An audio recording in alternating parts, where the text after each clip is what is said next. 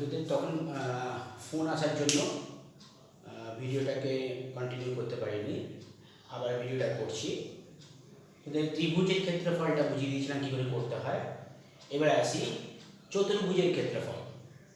তো চারটে শীর্ষবিন্দুর স্থানাঙ্ক দেওয়া থাকলো, এ বি সি ডি, এবং চারটে শীর্ষবিন্দুর স্থানাঙ্ক দেওয়া আছে, প্রত্যেকটা স্থানাঙ্ক দেওয়া আছে। এই চারটে শীর্ষবিন্দু দিয়ে গঠিত চতুর্ভুজের ক্ষেত্রফল কী হবে। তাই আমি চারটে শীর্ষবিন্দু দিয়ে পরস্পর যুক্ত করে যে চতুর্ভুজ পেয়েছি, এর ক্ষেত্রফল কী করে বার করব। এর ক্ষেত্রফল বার করানোর দুটো নিয়ম আছে। একটা নিয়ম হচ্ছে, যদি আমি একটা কর্ণকে যুক্ত করে দিই, আমি এই কর্ণটাকে যুক্ত করে দিলাম, তাহলে এই কর্ণ যুক্ত করলে কটা ত্রিভুজ উৎপন্ন হচ্ছে? দুটো ত্রিভুজ। এই একটা ত্রিভুজ আর এই একটা ত্রিভুজ উৎপন্ন হচ্ছে। এই ত্রিভুজের তিনটে শীর্ষবিন্দু স্থানাঙ্ক দেওয়া আছে, তাহলে আমরা এই ত্রিভুজের ক্ষেত্রফল বের করে নিতে পারবো ত্রিভুজের ক্ষেত্রফলের সূত্র দিয়ে। আবার এই ত্রিভুজেরও তিনটে শীর্ষবিন্দু স্থানাঙ্ক দেওয়া আছে, তাহলে আমরা এটা ত্রিভুজের ক্ষেত্রফল বার করে নিতে পারবো। এই দুটো ত্রিভুজের ক্ষেত্রফলের সমষ্টি করে দিলেই এই চতুর্ভুজের ক্ষেত্রফলটা পেয়ে যাব। ক্লিয়ার? তাহলে এভাবে একটা হতে পারে চতুর্ভুজের ক্ষেত্রফল বের করানো, অথবা ডাইরেক্ট চতুর্ভুজের ক্ষেত্রফল বের করানোর একটা নিয়ম আছে, সেই নিয়মটা দেখে নেয়। তাহলে সেই বজ্রগুণন মনে আছে, সমাধানের বজ্রগুণন নিয়মটা শিখেছিলি। সেই বজ্রগুণনে কি করতাম, আমরা একটা রাফ করে নিতাম।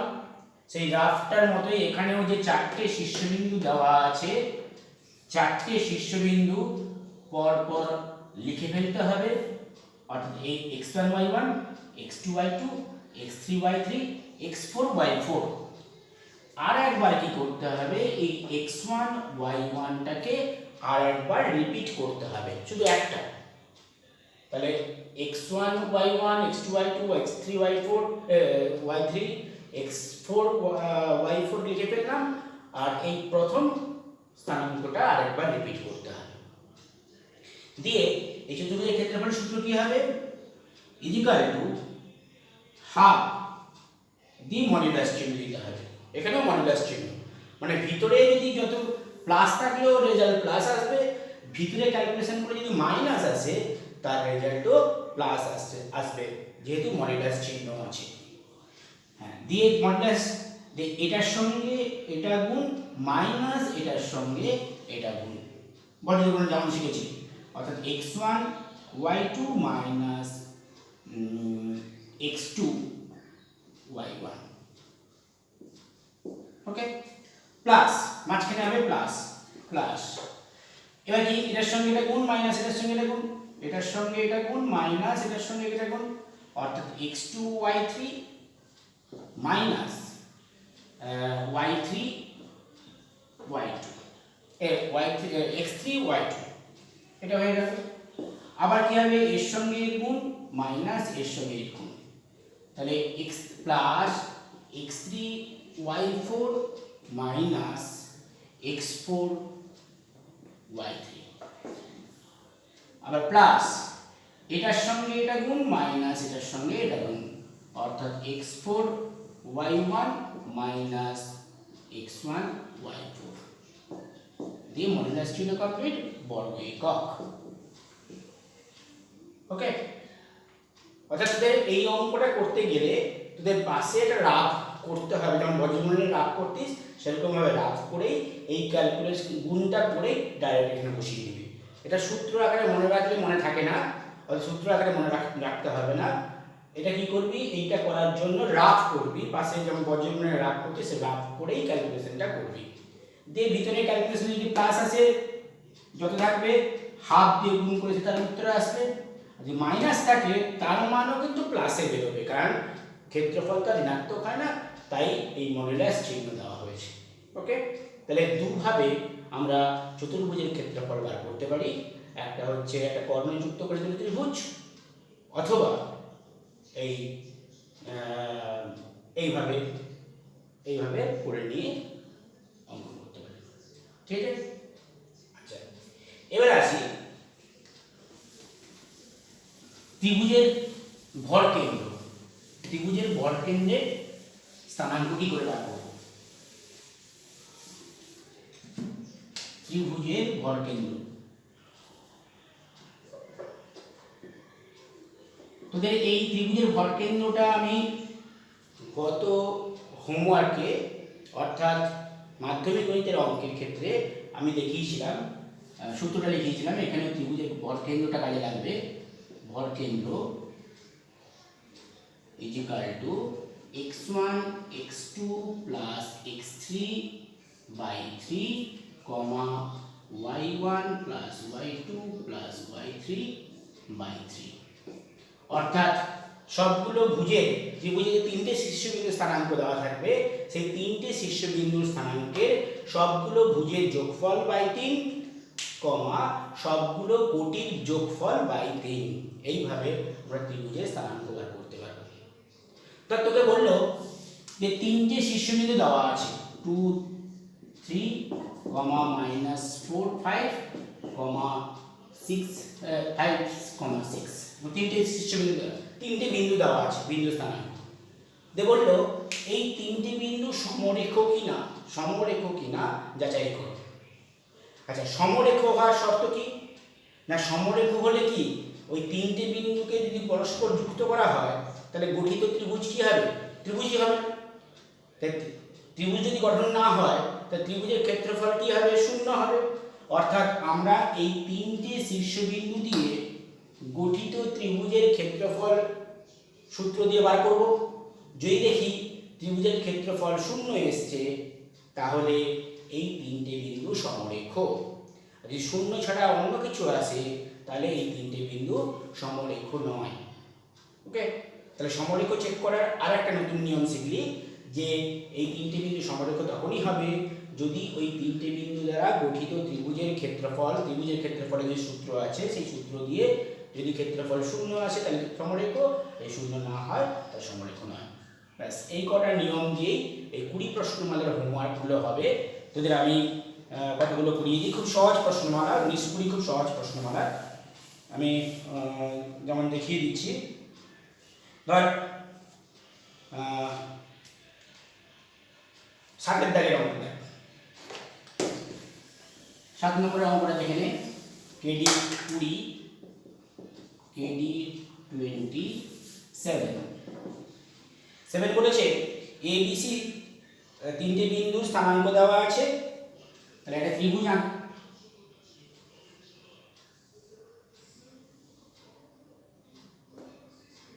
ABC, এবার A হচ্ছে 3,4, B হচ্ছে -4,3 আর হচ্ছে আর C হচ্ছে 8,-6। এই তিনটে বিন্দু আছে। দিয়ে বলেছে ত্রিভুজাকার ক্ষেত্রে ক্ষেত্রফল করি এবং A বিন্দু থেকে BC বাহুর উপর অঙ্কিত লম্ব, A বিন্দু থেকে BC বাহুর উপর অঙ্কিত লম্ব যারা আমি D ধরলাম, এই লম্বের দৈর্ঘ্য নির্ণয় করতে হবে। ফার্স্ট আমি ত্রিভুজের ক্ষেত্রফল বার করি। ত্রিভুজ ABC এর ক্ষেত্রফল ইজ ইকুয়াল টু, আচ্ছা ইজ ইকুয়াল টু এখানে দিই হাফ, হাফ আগে তারপরে কি মডুলাস চিহ্ন।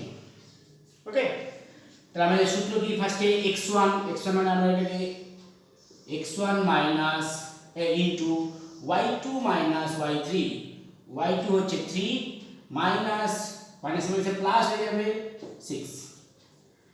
আচ্ছা, তারপরে হচ্ছে দেখো প্লাস হয়, এখানে প্লাস হয় কিন্তু যেহেতু এখানে x2 মাইনাস তাহলে -4 ইনটু তাহলে -6 -4 প্লাস 8 ইনটু 4 -3 দিয়ে মডুলাসের বর্গের একক।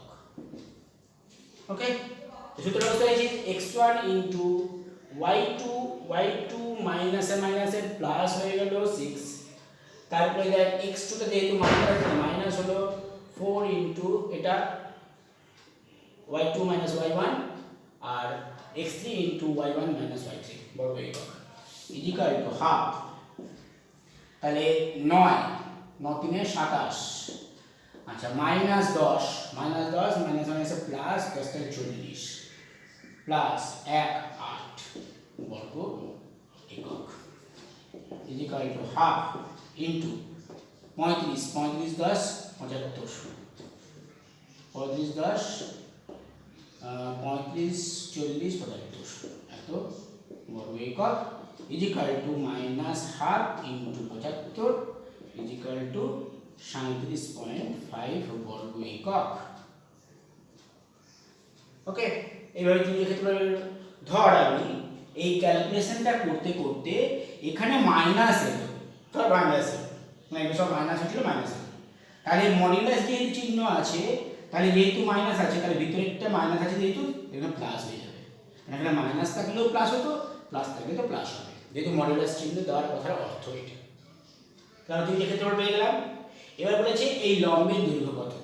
তাহলে লম্বের দৈর্ঘ্য বার করতে গেলে আমরা ত্রিভুজের ক্ষেত্রফল ওই পরিমিতির নিয়মে বার করতে পারি। পরিমিতির নিয়ম মানে হাফ ইন্টু ভূমি ইন্টু উচ্চতা, মানে half into BC into AD করলেই এই ত্রিভুজের ক্ষেত্রফল পেয়ে যাব।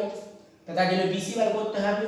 তাহলে বিসি এর দৈর্ঘ্য is equal to root over of BC bar দৈর্ঘ্য রুট ওভার অফ 4 মাইনাস 8 তার হোল স্কয়ার প্লাস 3 প্লাস 6 তার হোল স্কয়ার এত একক ইজিক্যাল টু -12 তার হোল স্কয়ার প্লাস 9 তার whole square equal to 144 plus 81 equal to root over of 5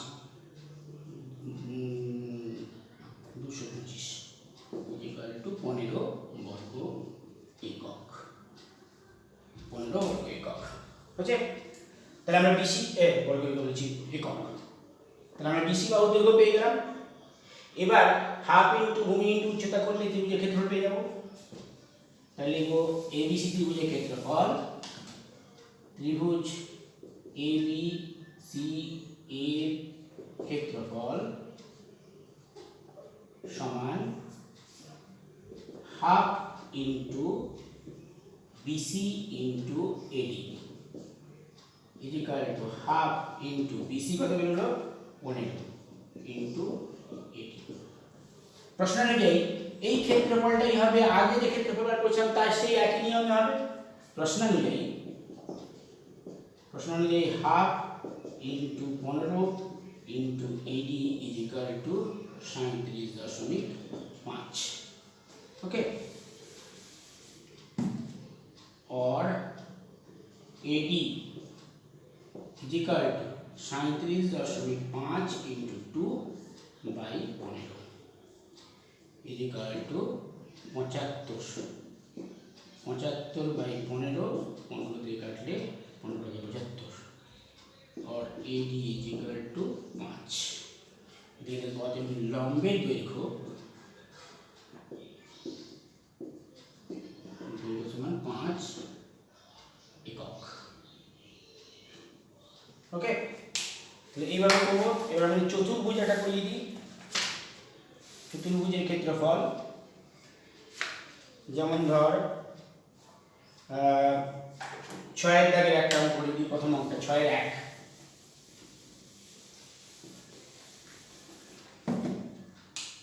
6 এর 1, 6 এর 1 স্থানাঙ্ক বলেছে 1 1 3, 4 5, -2 আর 7, -4 এই চতুর্ভুজের ক্ষেত্রফল বার করতে হবে। তাহলে লিখব চতুর্ভুজের ক্ষেত্রফল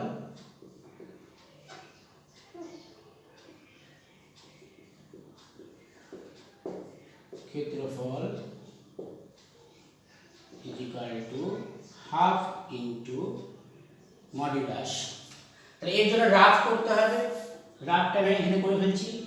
1 1 3 4 5 -2 4 -7 আবার 1 1। ওকে, ইজিকল টু প্রথম সঙ্গে গুণ করি। 4 একে 4 4 -3 একে 3 3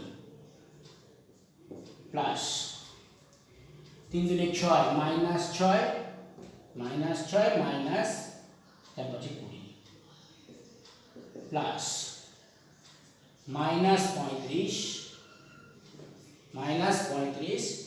আর মাইনাস মাইনাসে প্লাস 8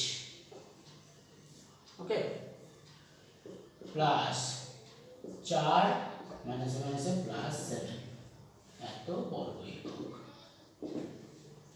ওকে ইকুয়াল হাফ ইনটু 1 এখানে হচ্ছে -26 তারপর হচ্ছে -27 প্লাস 11 বর্গ একক ইকুয়াল 11 12 26 হাফ ইনটু 12 মাইনাস 13 3 হাতে 1 4 5 ইকুয়াল টু হাফ মডুলাস এখানে হচ্ছে -1